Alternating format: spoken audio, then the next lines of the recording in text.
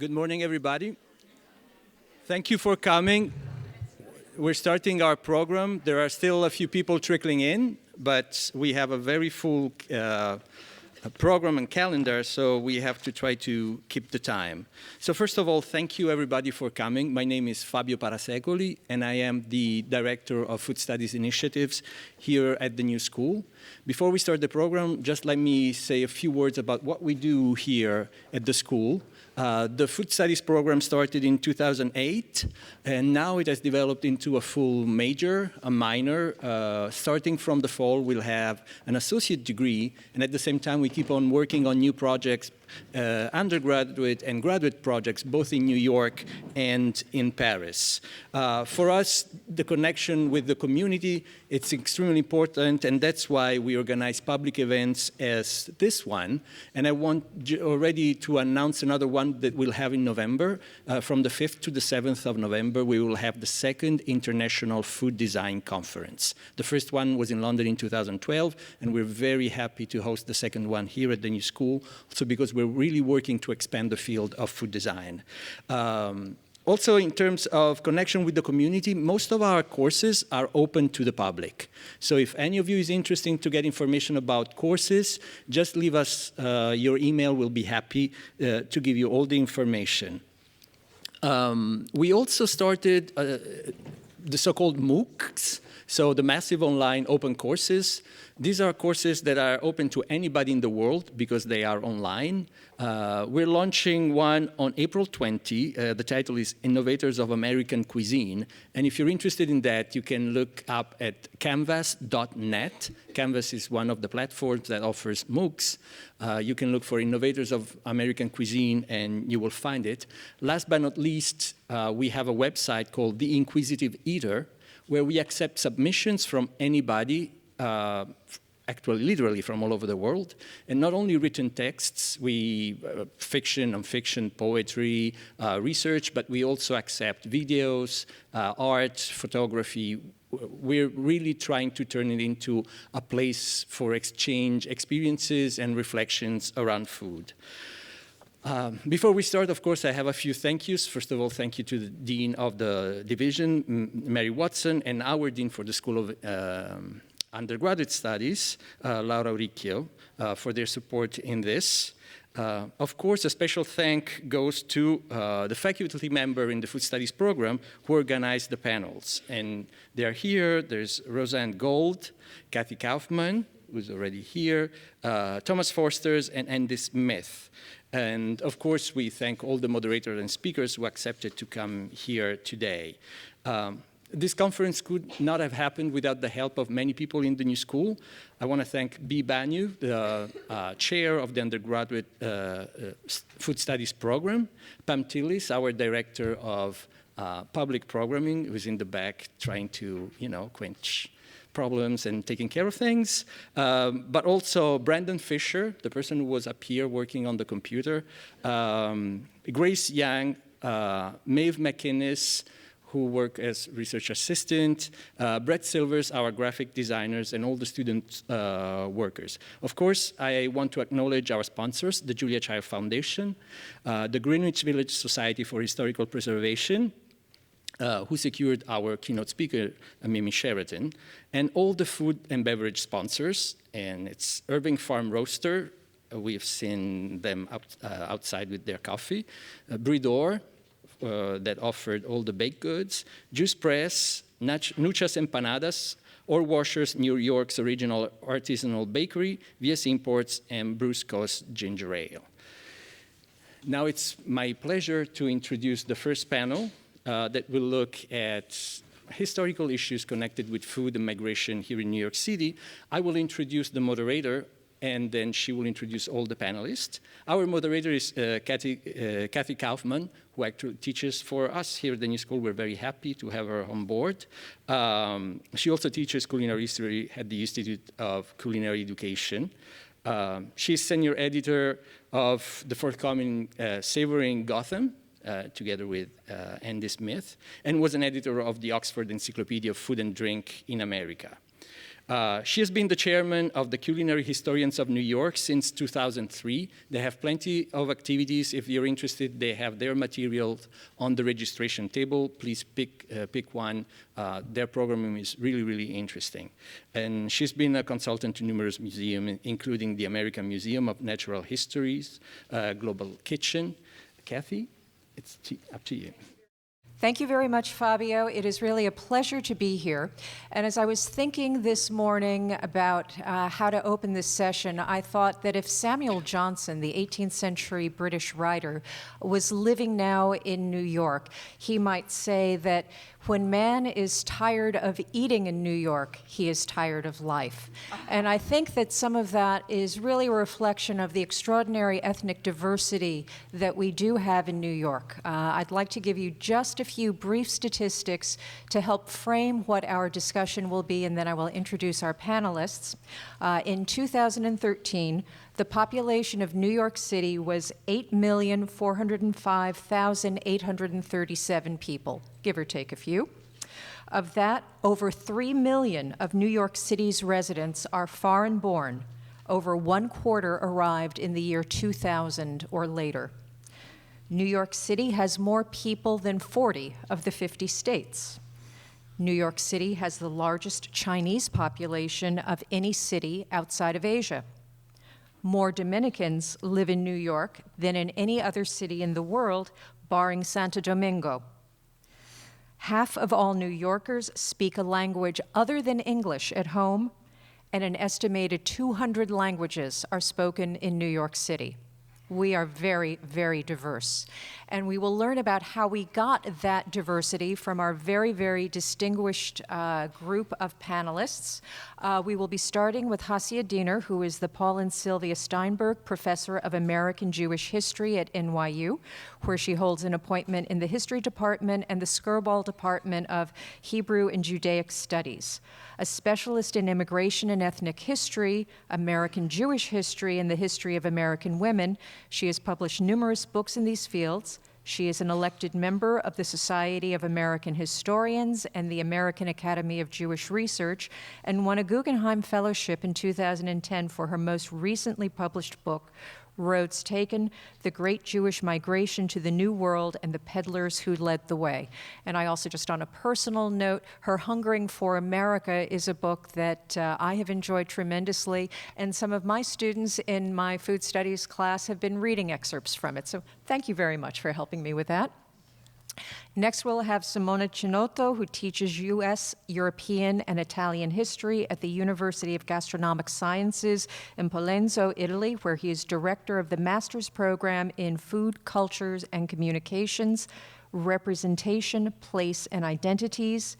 He was also the co-director of the NYU UNIGS Joint International Conference, What Did the Jews Eat? A Global History of Jewish Food, which took place in June 2014. He is the author of the Italian-American Table, Food, Family, and Community in New York City, as well as many other works. So we're delighted that he has traveled from Italy to be here with us. Next, we will hear from Anne Mendelson, who is a freelance writer, editor, and reviewer specializing in food-related subjects. She has worked as consultant on several cookbooks and was a contributor to the late-lamented Gourmet magazine, as well as being an occasional contributor to the New York Times dining section and the Los Angeles Times food section. Her biography of Irma Rombauer and Marion Rombauer Becker, Stand Facing the Stove, launched her reputation as one of America's leading culinary historians. She has won numerous awards, including the prestigious Sophie Koh Prize in Food History, and is a recipient of a Guggenheim Fellowship. Finally, she is the author of Gold Mountain Table, a history of Chinese food in America, soon to be published by Columbia University Press. So no, she's not going to be talking about Stand Facing the Stove as ethnicity, although that could be an interesting discussion in its own right. Last will be Farha Ternikar, who is an associate professor of sociology at Moyne College, where she teaches food and culture, gender and society, and the sociology of food. She has authored several articles on ethnicity and immigrant identity in the Journal of Ethnic Studies, International Journal of Contemporary Sociology, and Sociology Compass. Her research was included in the 2012-2013 exhibit Lunch Hour New York at the New York Public Library, and she has most recently published Brunch, A Global History with Reaction, and her current research is focusing on South Asian identity among Indian and Pakistan American immigrants. So I think we've got a fabulous panel of experts, and we're in for a treat. With that, I'll turn it over to Hasia. Okay, well, thank you so much for including me, and I hope I won't talk too fast in order to cram into the 12 minutes that we have everything I want to say. So I was asked to speak about Jewish immigrants to New York and their food encounter with the city, and the way in which migration to America, which in essence for Jews meant migration to New York, shaped the kinds of, how's, Get you a little closer. okay, give me 1 second, and, okay, how's that? Is that better? Okay, great. So let me begin. So when Cathy asked me to speak, she used the term Jewish food as the hook to this talk, and obviously there is no such thing.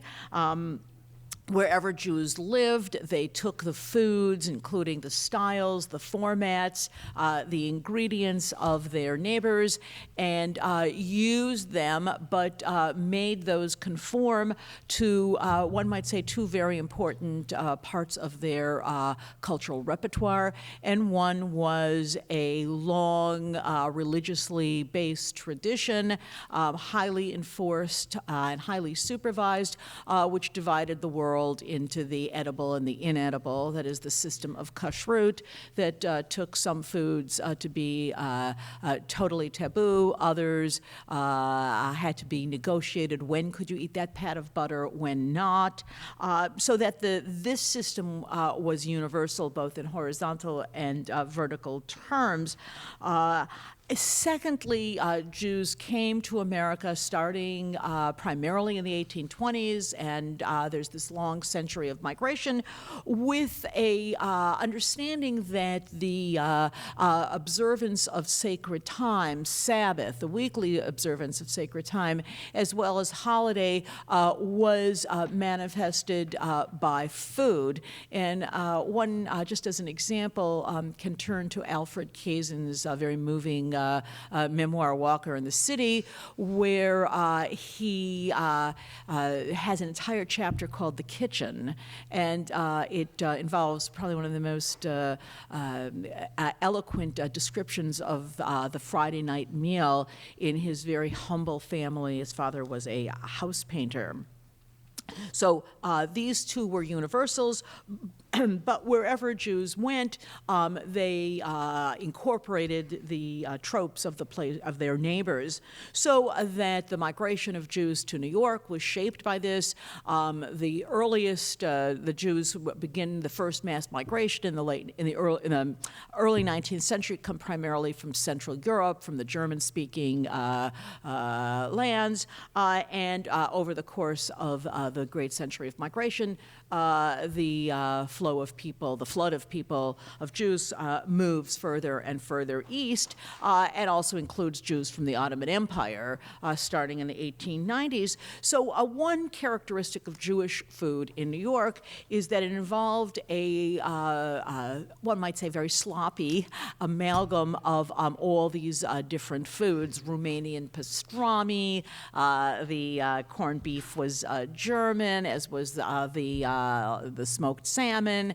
Halava came from the Ottoman Empire and beyond. And we should also keep in mind that even a place that we would call the Russian Empire, okay, was itself home to multiple food experiences in terms of ingredients and format.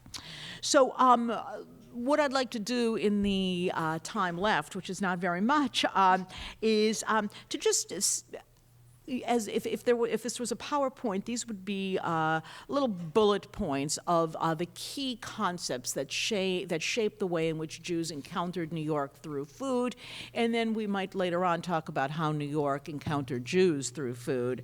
So first was the dietary restrictions. I mean, they came with the immigrants, but because of American constitutional separations between church and state, laissez-faire economics, the system of enforcement that immigrants knew of from back home did not work in America, or did not work in New York. And fundamentally, for most of this long century of migration, anybody could put a sign in front of their shop, their restaurant, and call it kosher, and it was up to the consumer to know if it was or if it wasn't. So the whole system of regulation broke down. Secondly, the migration and the food experience of Jews in New York was shaped by the nature of the migration. It was an utterly permanent migration, that is, Jews did not come with the hope to go back. Before 1910, about 3% of Russian Empire Jewish immigrants went back. So 3% is basically negligible and meaningless in terms of a group experience. Because of its permanence, women were equal participants in the migration, and they played a very key role in negotiating the family's food experiences. That permanence of the migration and the women's role in it, and women's role in the food process, was further solidified in terms of the food history by the aspiration of East European Jewish immigrants for moving into the middle class. They came as relatively poor garment workers, peddlers, petty merchants, but the goal was to enter the middle class, and they had, with each successive wave of migration, a cadre of better off members of their own community with longer roots in America, who provided models not only of how Americans should look and talk and dress, but also how they should eat. And so the landscape of Jewish New York at the height of the immigration period was studded with, for example, cooking classes that Jewish immigrant women, married women, could take to learn how to cook.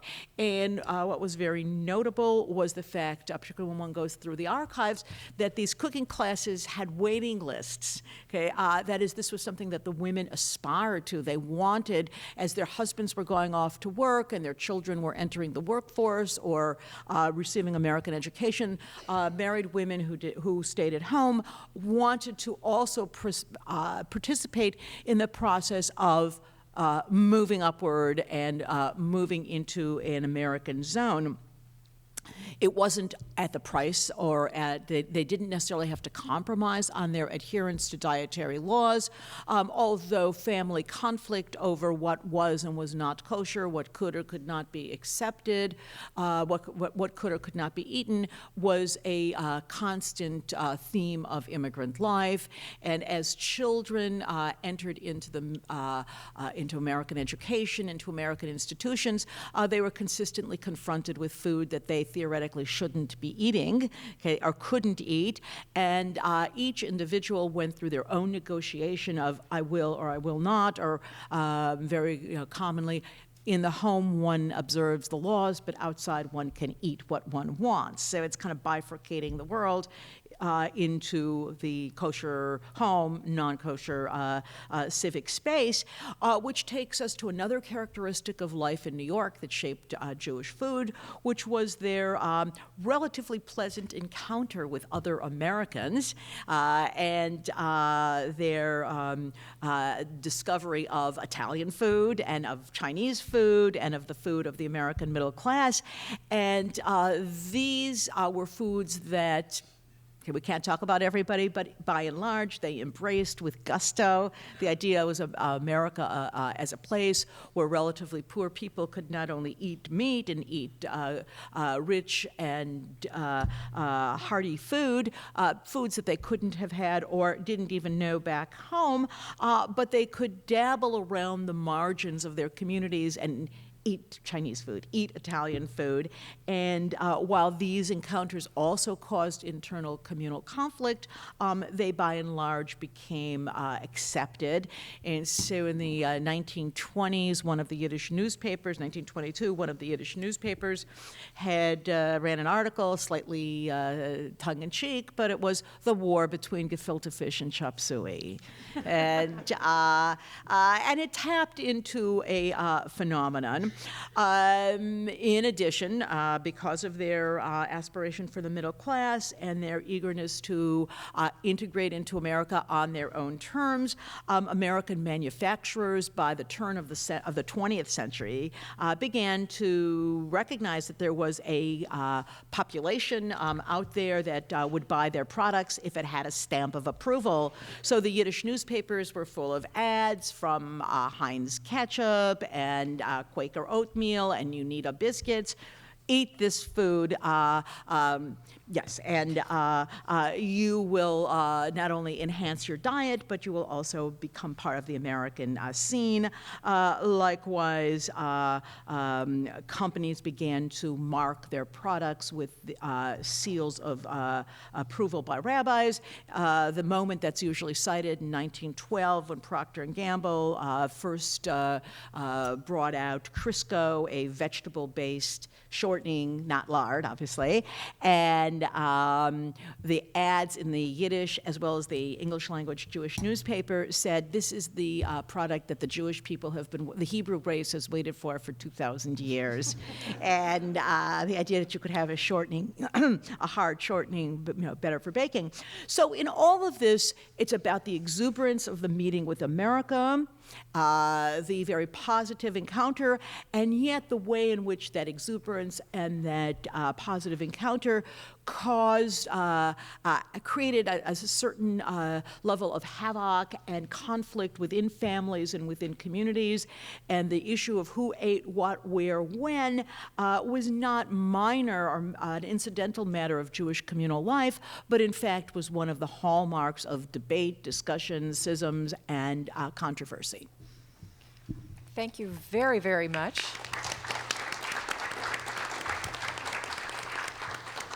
We are going to reserve a little bit of time for questions at the end, so just be thinking about them, and so I'm not being so mean and cutting people off. But now we'll turn to Simone Cinotto. I think we'll all agree that Italian food is an indispensable, very important component of the New York City foodscape, from very humble pizza places to the very expensive Italy mega store specializing in Italian specialty foods and everything in between. My point, very simple, is that the succeeding important waves of immigration from Italy, starting with the very important mass immigration at the turn of the 20th century, have been, I would say, the most important factor in this Italian shaping of New York City food scene.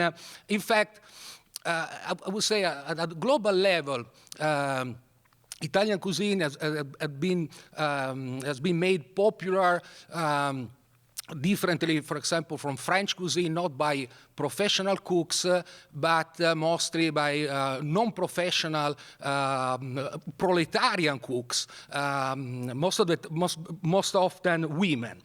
There are very interesting comparisons that can be made between global Italian and global French cuisine.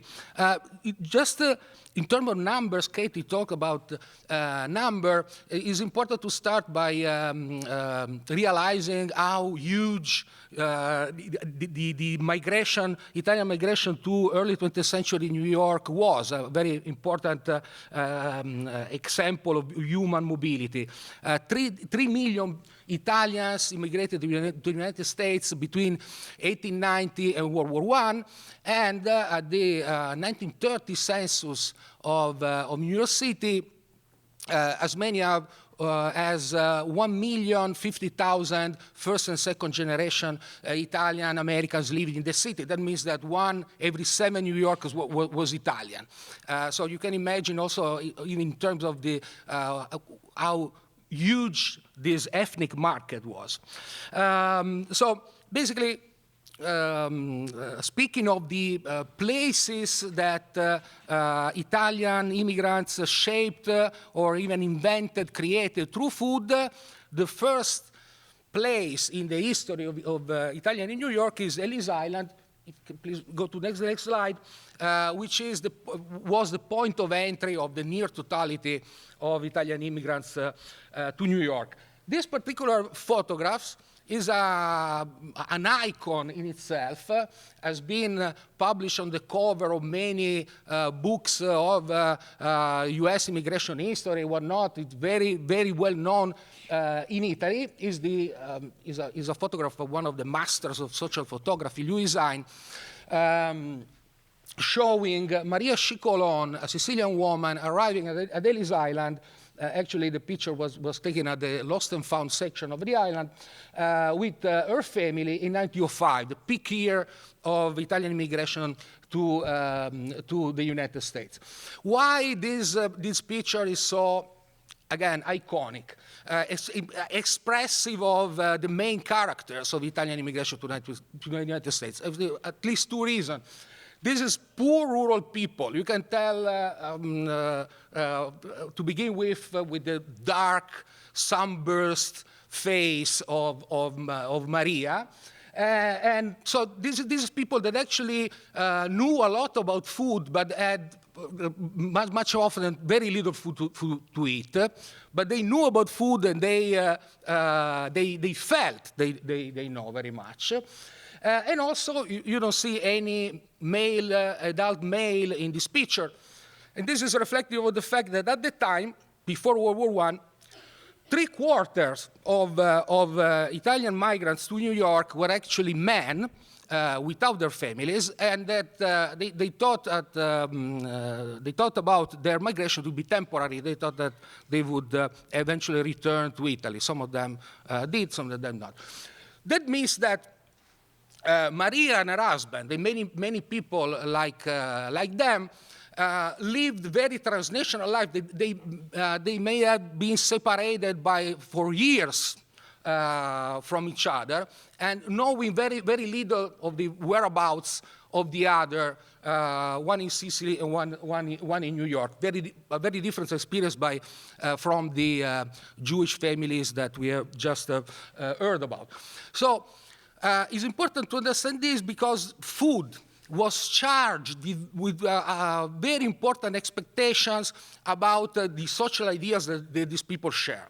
Breaking away with poverty and scarcity, finally eating enough and well, and making family when family has been disrupted. And there was a very significant psychological stress involved in migrant life.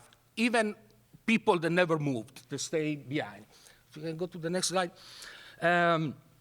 So what was the most important part then of their encounter with New York City food? The marketplace. This is another, I would say again, iconic image, very much popular if you search for Little Italy or Italian food or in Google.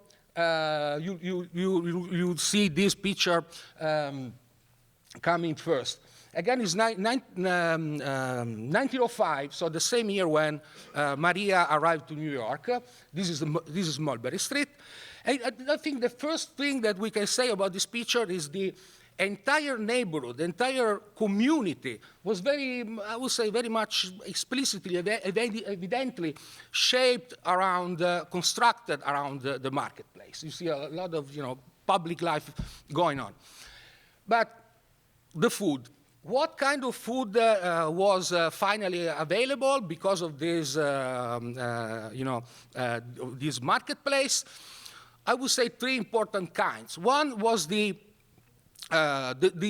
foods that the industrialization and imperial expansion of the United States had made very significantly cheaper in the last 2 decades of the 19th century. So beef, pork, eggs, butter, flour, sugar, coffee. The price of all these staple items declined very much, and even working New Yorkers, including the immigrants, could access this kind of food.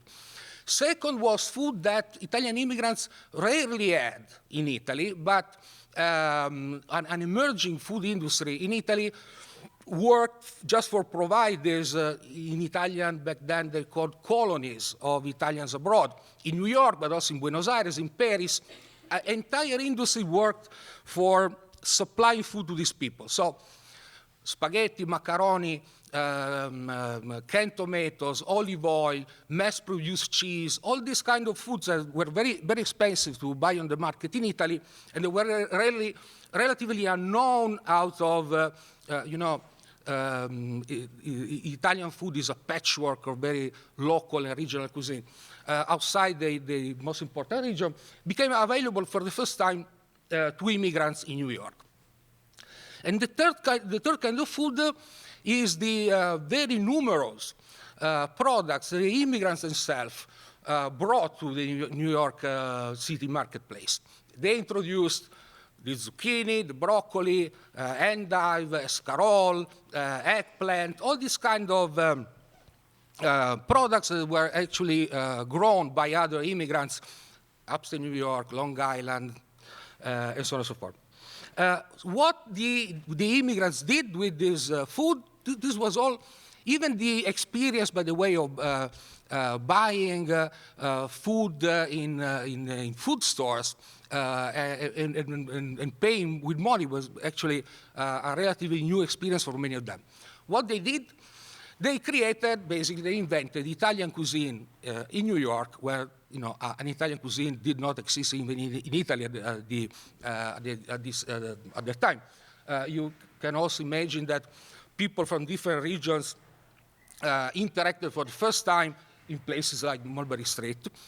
And so, basically, they enriched very much recipes that already existed. For example, polpette were a very popular food, I would say, throughout Italy. It's a very economic way of using leftover meats, mixing it with stale bread soaked in water or milk with herbs, garlic, and so on and so forth.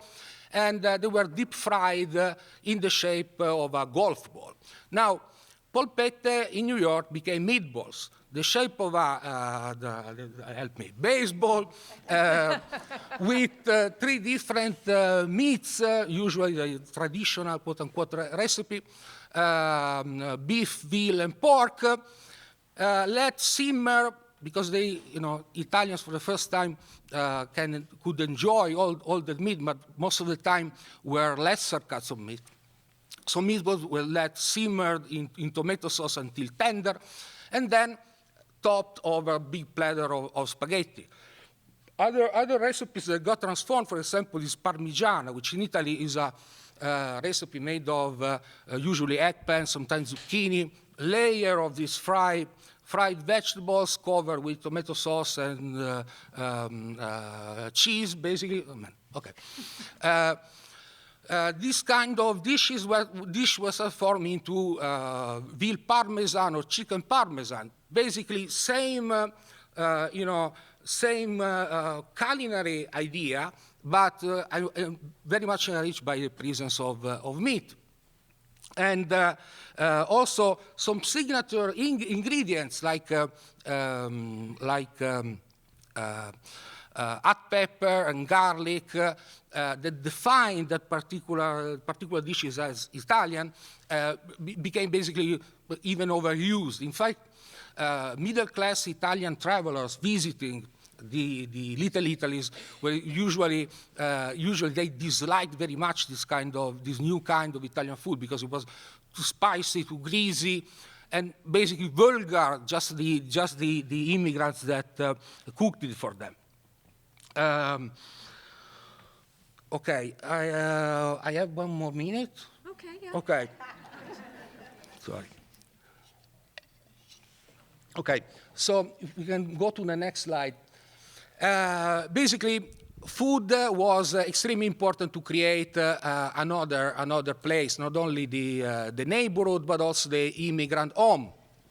This is another Louis Sign photograph taken exactly 10 years after the arrival of Maria Scicolone in New York. So we can, imagine this family being the family of the Scicolones reunited around the table.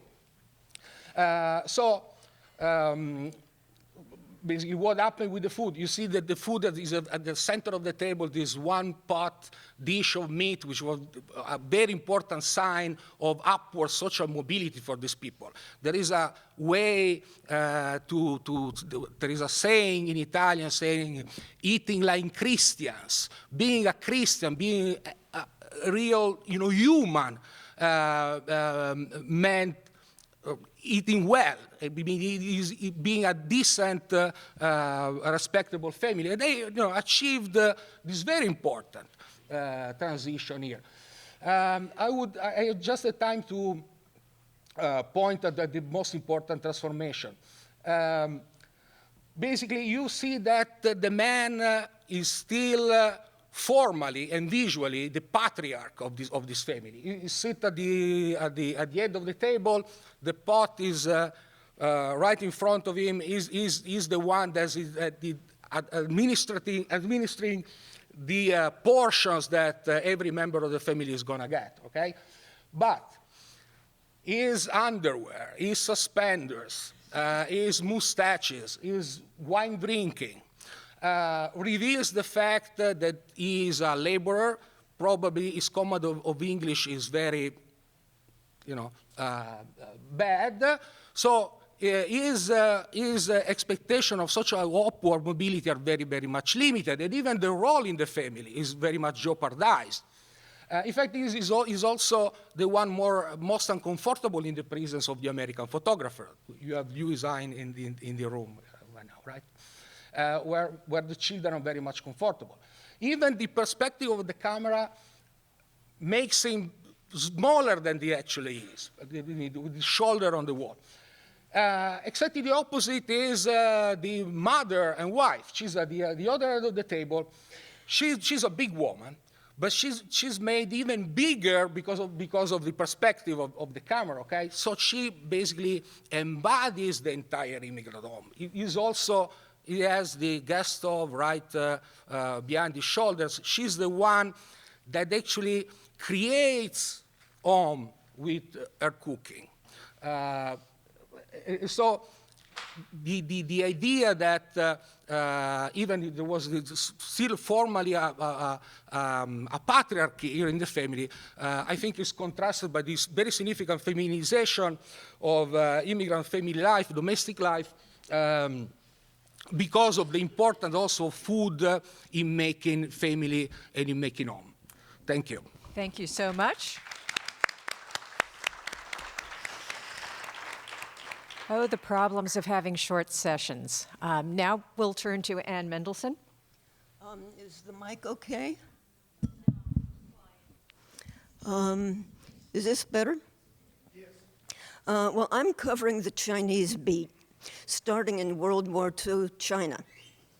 When the Japanese invaded and bombarded much of China during the war, the nationalist government of China under Chiang Kai-shek retreated west to the city of Chongqing in Sichuan province, along with refugees from all regions of China. Later, government functionaries and military officers of many regional backgrounds were sent from Chongqing to Washington to help coordinate the war effort with US counterparts. These were privileged men who might have Yale or Harvard educations. Their wives or sisters might have gone to places like Wellesley. Nearly all spoke Mandarin, the official mainland lingua franca, and usually good English as well. They were generally accompanied by household retinues, including personal chefs, often large kitchen staffs. Often the chefs had apprenticed under master cooks in the households of imperial bigwigs before the fall of the last imperial dynasty. Of course, it was a new experience to Washingtonians, to socialites, to meet Chinese VIPs who could carry on polished conversations in English and entertain at elegant parties showcasing the creations of such artists. As you know, the Communist Revolution drove Chiang with his entire government and army from the mainland into exile on the island of Taiwan. Very soon after World War II. The US, already in Cold War mode, at once recognized the nationalist regime as the only legitimate government of China. A whole new stream of educated, mainland-born nationalist military and diplomatic attachés and businessmen traveled from Taiwan to not only Washington, but New York City, the financial capital of the world, and the site of the new United Nations. Again, this also meant a stream of mainland-born, highly trained cooks. The existing Chinese community in New York was not at all happy. To go back 3 or 4 generations, when Manhattan Chinatown got started in the late 1870s and early 80s, nearly all Chinese in the US were men, not women, from one southern province, Canton or Guangdong. They spoke different dialects of Cantonese, a language as different from Mandarin as Romanian is from Spanish. A great majority were from the poorest and most oppressed areas of Guangdong. They'd originally come to California during the gold rush. They spread throughout the far west, seeking labor opportunities, until the growing American labor movement decided to treat them as a threat and got up one of the most vicious hate campaigns in US history, leading to local lynchings and torchings and the draconian federal Chinese Exclusion Act of 1882. An idea that looked very good in the murderous far west climate was to start small businesses as far away from the West Coast as possible. Small businesses allowed people to qualify for merchant status. This protected them against being deported as mere manual laborers who had no legal recourse under the 1882 Act. The 2 most popular choices were small hand laundries and restaurants, neither of which required much English or capital investment. Mott Street on the Lower East Side became the nucleus of the largest US Chinese community outside San Francisco. For several generations, memories of hatred and legal exclusion remained excruciatingly vivid in Manhattan Chinatown. Even during World War II, when Congress partly undid the 1882 Act, allowing Chinese-born people to apply for citizenship like anybody else, instead of remaining resident aliens all their lives, they did not forget how newcomers from Guangdong province had originally been treated in the land of the free. Now, Guangdong had a long history of resistance to being governed by Mandarin speakers in Beijing. So the Chinatown community was not at all pleased when, in Cold War days, socially up and up non-Cantonese Chinese and non-Cantonese Chinese cooks began arriving in town via Taiwan. Worse, the 1960s equivalent of the white foodie establishment suddenly discovered at least some non-Cantonese cuisines and decided that they were prestigious and authentic and started to sneer at Chinatown food. In fact, everywhere in China itself, Cantonese cuisine was regarded as particularly elegant and refined. But in the late 1890s, when restaurants became a major survival mechanism, Chinatown restaurateurs concocted a new cuisine, fusing some quasi-Cantonese elements with flavors and effects that they saw appealed to American palates. For instance, sweet-sour dishes with heavy emphasis on the sweet, batter-fried boneless pieces of pork or chicken in thick, viscous, starch-bound sauces, lots of soy sauce in everything. The chop suey and chow mein that many of us first tasted in old-fashioned Chinese eateries were classic examples of this very successful invented cuisine. The farther away that a New York restaurant was located from Chinatown, the more it usually stressed such fare. In Chinatown, an English language menu for white patrons might coexist with a Chinese language menu, or no printed menu at all for Cantonese patrons. The non-Chinese would happily chow down on egg rolls, boneless chicken chop suey, and egg foo young, while the Cantonese at the next table ate things like a perfect steamed fish, or beautifully stir-fried greens, or real chow mein, meaning stir-fried noodles. The VIPs who had been dispatched from Taiwan to Washington in the 1940s soon saw some of their personal chefs leaving to set up their own DC restaurants.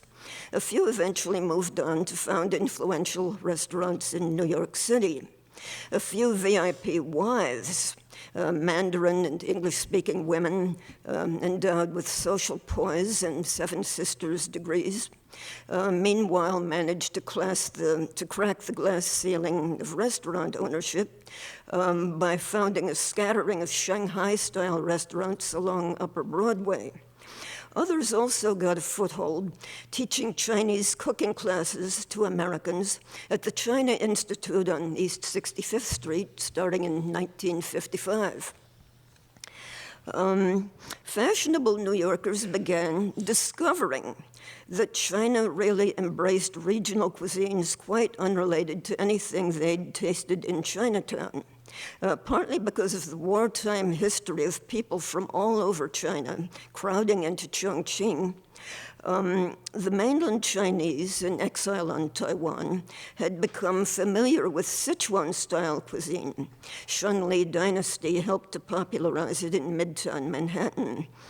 Beginning in 1965. A contingent of Hunanese restaurants appeared by the early 70s. Suave new restaurateurs rapidly convinced newspaper and restaurant reviewers that they represented authentic Chinese culinary traditions. Leading foodies raved over new dishes like scallion pancakes, pot stickers, cold noodles with sesame sauce, five-spice beef, and General Tso's chicken. Many New York sophisticates became imbued with an idea that Cantonese food, or what they thought was Cantonese food, was to be smirked at as the coarse grub of ignorant peasants. You can imagine how the Cantonese community in Chinatown reacted. Their parents and grandparents had generally been treated like chink-chink Chinamen, not VIPs. People from South Guangdong were not fond of Mandarin speakers in the first place. Now, as they saw it, Here were all these privileged carpetbaggers swanning around New York, convincing non-Chinese foodies that Chinatown food wasn't authentically Chinese. Not surprisingly, they closed ranks against the Mandarin speakers. For some years, the Cantonese refused to rent space to newcomers who sought to open Shanghai and Sichuan restaurants in Chinatown. The latter were, at first, confined to Midtown or further north. And Chinatown food and equipment purveyors also disliked dealing with the proprietors of new uptown restaurants. You're going to have to.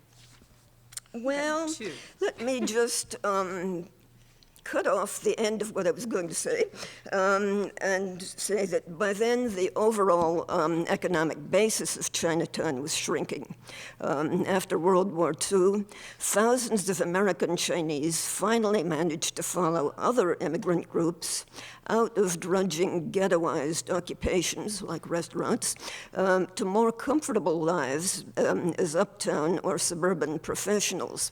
There shortly followed a wholesale remaking of the Chinese-American demographic after the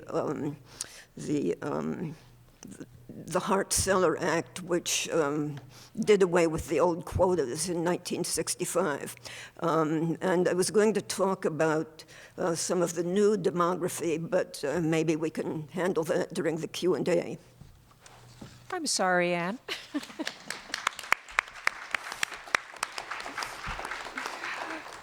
And lastly, we have Farha. Well, we got a late start also. Okay. Tandoori black pepper prawns, seafood bel puri, duck vindaloo, crispy samosas, chapati, and chicken tikka masala are just a few of the South Asian dishes that could be found at what we historically called Indian restaurants in the city, right? From kati roll, getting your quick, fast food Indian, to the more recent white tablecloth institutions such as Devi or Tulsi, has Indian food finally arrived in New York City? And also, what is what we call Indian food? Perhaps now it's become more clear, at least in New York, that we're talking about South Asian food, as regional cuisines, including Punjabi, Gujarati, Kerala, Bihari, and Hyderabadi, are now all taking their places at the table. So what I'm going to talk about today is how this has changed in terms of recognizing regional food, but also, is there really a place for it at the table for Indian food in terms of fine dining? Because there's two important things happening. So South Asian cuisines have changed in the city since the 1960s, largely as a result of immigration, culinary colonialism, economic demand, changes in cosmopolitanism, which are also shaped by multiculturalism. And that evolves. Our understandings of multiculturalism have changed a lot since the 80s. We often don't even use that term, as well as hierarchies of taste, which are often shaped by class and food politics. And without going into too much history, there's evidence that the first actual Indian restaurant in New York City was back as early as the 1920s, right? Taj Mahal Hindu restaurant. And that's even significant. If I had an hour, we could also talk about the Hindu-Muslim influence on South Asian food as well. So we can trace Indian food in New York back to the 1920s, right? But the significant waves of South Asian cuisine in particular really came into, two segments. In the 1960s and 70s, right? The first substantial wave of South Asian restaurants in the 60s and 70s were largely a result of restaurant critics having an important say in the food that was changing and in terms of the diversity and recognizing this food. Also South Asian immigration, right? South Asian immigration to the United States as well as New York City was in two important waves also. The 60s, and in the 60s was part of the brain drain, right? The engineers, the physicians, the highly trained professionals. But in the 80s also, then we saw this kind of second wave. A lot of that was about family reunification, people sending their kids here to college. So a lot of the restaurants that we saw kind of developing first in the 60s and 70s, and then later by the 80s and 90s are also kind of reflected this as well. But it wasn't just the immigrants that influenced the changes. It was also New Yorkers. New Yorkers' changes in taste, cosmopolitanism, tourism, sophistication, and also awareness of these kind of diverse cuisines, you know. But even as early as the 1980s, however, the majority of Indian restaurants actually were not Indian. You know, they were, a lot of them, more than half of them were Bangladeshi or Pakistani. And that's important to note because at that time, the awareness of these different, even national cuisines was not apparent to all, even New Yorkers, you know. And so in the last, especially since the 1990s, we've seen some shift in this because it's important to note that before the 90s and even the 1980s, Bangladeshis that opened their restaurants often called them Indian because they didn't assume that Americans would know what Bengali food really was. And so the restaurants that were in Queens, which, you know, when we think about Little India, right, we can think about Jackson Heights in Queens, and now we can even think about Murray Hill as Curry Hill, kind of. And then, of course, now there's even more divisions there. So there's these regional divisions, but within, in terms of where is Little India, but even in terms of the two Little Indias, you know, the regional divisions amongst what we think of as South Asian food is also significant to understand. You know, so many South Asians up until the 1980s and 90s necessarily could not, non-South Asians didn't distinguish between these different cuisines. And so some of the restaurants, even in Queens until the 80s and 90s, actually called themselves Banglo-Indo-Pak, right? And that's not just about regional differences too. That also has to distinguish some religious differences because these Bangladeshi restaurants and Pakistani restaurants were predominantly often run by Muslim families. And so I could get into a whole conference with Hasia about this, the significance of Muslim and Jewish cuisine in New York City. So things started to change, and by 1990, Queens had become the home to more than 55,000 Indian restaurants, right? Even in Manhattan, you know, there's been a huge increase also since the 1980s, and this continues to change and revolve because of the changes in immigration, but also in terms of the changes even of the type of immigrants that now come. When I talk to South Asian immigrants and who's eating in Queens and who's eating on Curry Hill, there's even a population that there's like a little bit of a rift there because when people want what they think of as authentic groceries, right? And that's a social construction as well as what is really authentic. Because some of these groceries, these Indian groceries, are not coming from India and Pakistan. They're now coming from Toronto, and they've been coming from England for several decades, and that's significant too. And that really goes back into colonialism and thinking about how the British, shaped and altered even the Indian food that we're eating here in New York City. And so, so groceries have changed, our Indian food, regional distinctions have changed our Indian food, the different waves of immigration, and these are all important in terms of understanding, But the biggest question I think that's been raised very recently, the kind of contemporary question is that, by the 1990s, coverage of Indian restaurants reached new heights with 300 articles in the New York Times in that decade. The coverage of Indian restaurants was up from more than 182 in the 80s and only 100 in the 70s. So just this visibility of Indian restaurants in places like the New York Times and Gourmet Magazine and Bon Appetit, that's significant too because these foodies, these food writers, this kind of sophistication in terms of understanding something about these diverse foods also played a role in this. So as coverage intensified, the associated commentary appropriated a more objective language of critique rather than just factual information, exotic fascination, or even sneering Orientalism, Krishnendu Ray writes. And so that's a significant theme and kind of understanding the evolving nature of South Asian cuisine in New York City in particular, and also in other regions in the country. So some South Asian immigrants and food writers have also been concerned that there continues to be a watering down of what is authentic South Asian, both in Jackson Heights as well as Curry Hill. So there's also these concerns about which of these restaurants are catering to non-South Asians, which restaurants are catering to South Asian immigrants, and when somebody who is Indian or Pakistani or Bangladeshi eats Indian, where do they eat? So we could also even think about the customers and how they shape the food as well. And then most recently, in addition to this idea that in the 1990s, perhaps South Asian food finally really arrived because it was getting more coverage in food press, there's also been a little bit of research since 9/11. There was some stigma against Pakistani Pakistani restaurants in particular. So some Pakistani restaurants, both, not just in New York City, but also in London, chose to call themselves Indian as well. And that's important and that's significant because when we think Indian, right, we don't necessarily think of that, you know, this idea that that food could be halal, it could be run by a Muslim family, you know. So that's another significant thread.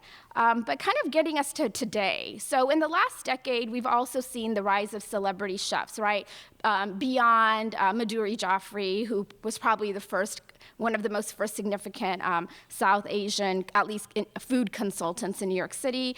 Now we have Floyd Cardoz, we have Hemant Madur, and Hemant Madur is responsible for the recent white tablecloth restaurants such as Tulsi and Devi, and they both won Michelin stars, and that's significant, right? Because up until then, in South Asian restaurants were not recognized in that not even in that same playing field with French restaurants or Italian restaurants or, you know, restaurants seen kind of as worthy as Michelin ratings, you know.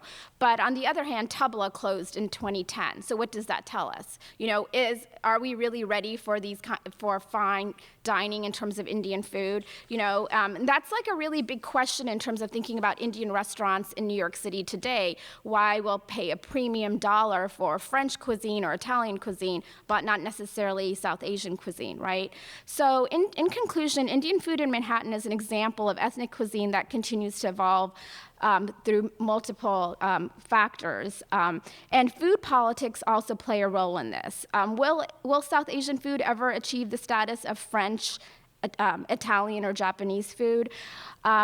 Well, I think most likely not anytime soon. I don't think South Asian restaurants will become high-status restaurants in the way these others have because of at least 3 important reasons. First of all, we have hierarchies of taste. Just like in the United States, we have racial hierarchies, and I'm a sociologist of immigration and food, so it's important for me to think about these things. They're shaped by global trends as well as food fashion cycles. Secondly, Eurocentrism, right? French food has always played an important part in our understandings of ethnic food, immigrant food, right? And this can be linked to Orientalism or even cultural colonialism.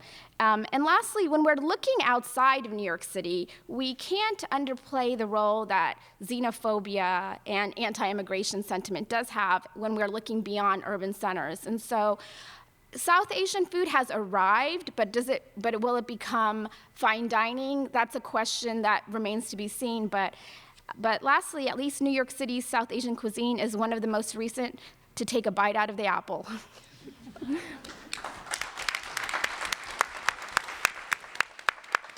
Thank you. Thank you very much. That was perfect timing. Do we have any time for questions? For Q&A out of the break. We have 2 microphones. If people who have questions walk up to the microphone so that we can record them for the video. We have time for a couple of questions. And while we're waiting for people to come up, I just wanted to follow up on something that Farha just said that I thought was fascinating. In the class I'm teaching right now with my students, I asked them, you know, why did they think French cuisine, the high-end French restaurants, were essentially dying. There is really only one left, you know, Grand Oui, from that entire pantheon. And I think for younger people, the idea of the exotic, the oriental, as being much more exciting is very promising for the future of the South Asian cuisines. That's good to know. Yes, I had a question for Hasia, please. You mentioned the intriguing idea of classes for immigrant women where they could learn middle-class cooking. Can you give us some examples of what constituted middle-class dishes, please? That's great. So we look at the classes at, for example, the Educational Alliance, which is probably the most important.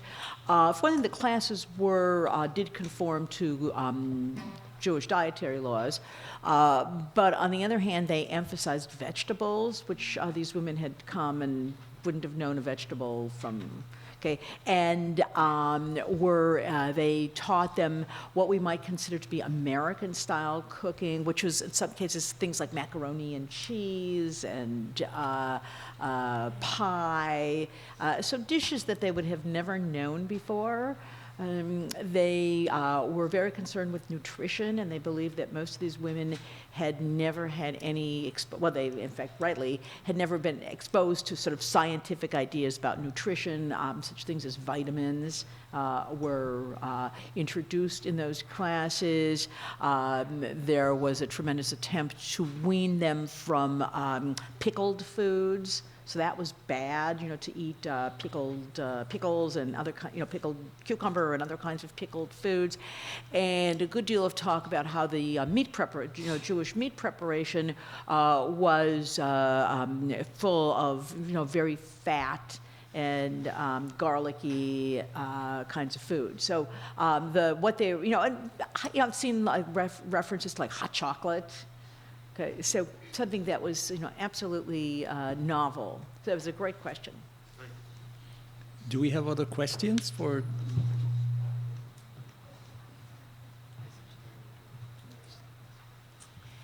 Yeah, I have a question for Anne. In Chicago, I've noticed a new phenomenon. We have not just regional, but sub-regional restaurants. For example, sub-regions of Sichuan. And the clientele are these very young Mandarin-speaking Chinese. They're the children of rich Chinese who can afford to send them to the US to study. And I talked to a couple of food critics, and this seems to be a real trend, making for greater diversity and also more expensive restaurants. Is the same thing happening in New York? Yes. After several things made it more possible for ethnic Chinese from all over Southeast Asia and Taiwan and all regions of China to come to America, there were several contrasting trends. One was that there were large populations who came to the Lower East Side, the old Cantonese stronghold, and started working in a whole new class of sweatshops, very, very underprivileged people speaking no English. At the same time, there were people from completely different strata.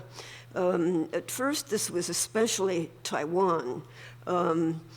Highly educated professionals who had learned a lot of English. Later on, like in the last 15, 20 years, the aspiration to come to America, the aspiration has spread throughout educated professionals all over China, and I think it can only increase.